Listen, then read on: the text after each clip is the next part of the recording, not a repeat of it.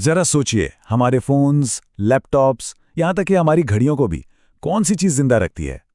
दरअसल इन सब के अंदर एक खुफिया जुज छुपा है, एक माए। ये बड़ा पुरस्कार और बहुत ही अहम है। तो चलिए आज उसकी इसी खुफिया जिंदगी से पर्दा उठाते हैं।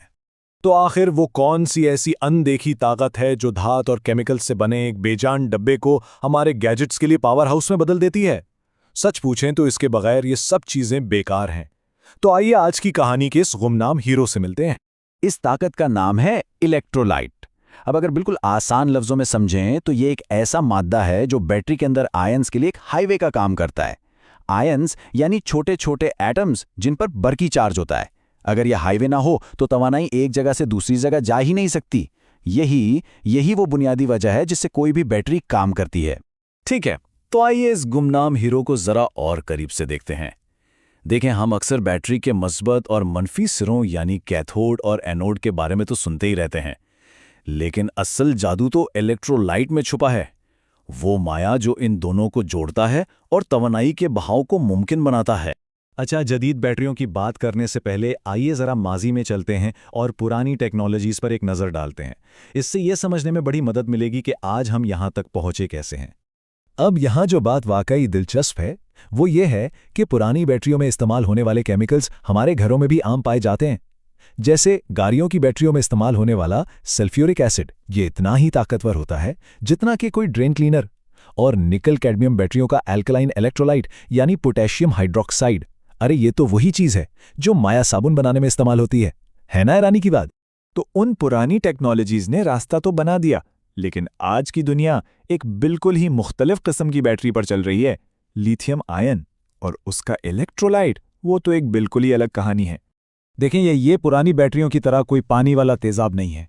लिथियम आयन बैटरियां एक कार्बन पर मबनी, या जिसे हम ऑर्गेनिक माया कहते हैं, वो इस्तेमाल करती हैं।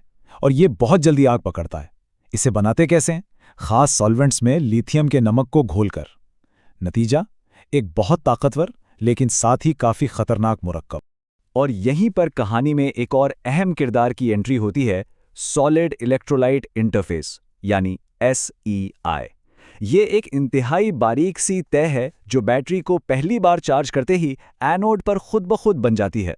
इसे एक बहुत ही स्मार्ट गेट कीपर समझ लें, जो आयंस को तो गुजरने देता है लेकिन बाकी हर चीज को रोक लेता है।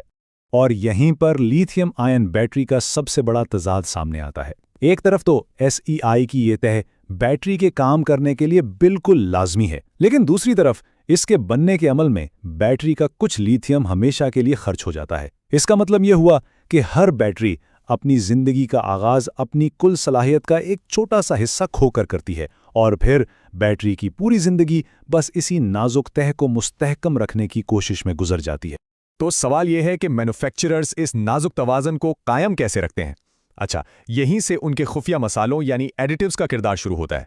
देखें, हर बैटरी बनाने वाली कंपनी के पास इलेक्ट्रोलाइट का अपना एक खुफिया फार्मूला होता है। ये तरकीबें अरबों डॉलर की होती हैं और इनकी बहुत सख्ती से हिफाजत की जाती है। ये सिर्फ लिथियम सॉल्ट्स और सॉल्वेंट्स का एक सादा सा मिक्सचर नहीं होता, बल्कि ये उससे कहीं बढ़कर है। तो आखिर ये खुफिया एडिटिव्स करते क्या हैं? सच पूछें तो बहुत कुछ।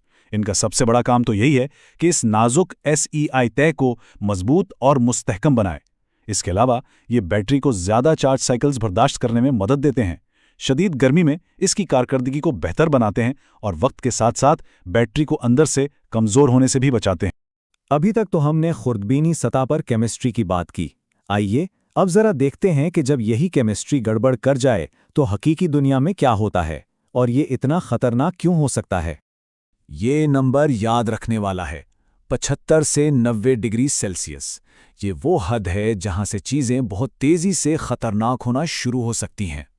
जैसे ही दर्जा हरारत इस हद तक पहुंचता है, वो नाजुक SEI तह जिसे इतनी एहतियात से बनाया और मुस्तहकम किया गया था, वो टूटना शुरू हो जाती है। यूं समझें कि वो गेट कीपर जो सब कुछ कंट्रोल कर रहा था अब अपनी ड्यूटी छोड़कर भाग रहा है।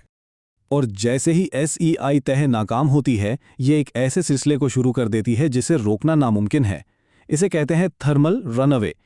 ये वो हालत है जब बैटरी अपने अंदर ही गर्मी पैदा करना शुरू कर देती है, जिससे दर्जा हरारत और बढ़ता है और फिर ये अमल काबू से बाहर हो जाता है। और इसका नतीजा आग या फिर धमाका। थर्मल रनवे तो एक तबाहकुन नाकामी है, लेकिन इसके अलावा भी एक बहुत सुस्त मगर यकीनी अमल है जो हर बैटरी के साथ हो रहा होता है। एक ऐसा अमल जो इसकी उम्र को धीरे धीरे खत्म करता है। वक्त गुजरने के साथ साथ बैटरी के अंदर का इलेक्ट्रोलाइट आहिस्ता आहिस्ता खराब होने लगता है और फिर खुश्क हो जाता है। वो हाईवे याद है जिस पर आइंस सफर करते थे? समझें कि उसमें गड्ढे पड़ जाते हैं, वो टूट फूट का शिकार हो जाता है और आखिरकार बिल्कुल नाकारा हो जाता है। बैटरी की तहकीक की दुनिया के एक बहुत बड़े नाम जेफ डाहेन ने इस बात को बेहतरीन अंदाज में समेटा है।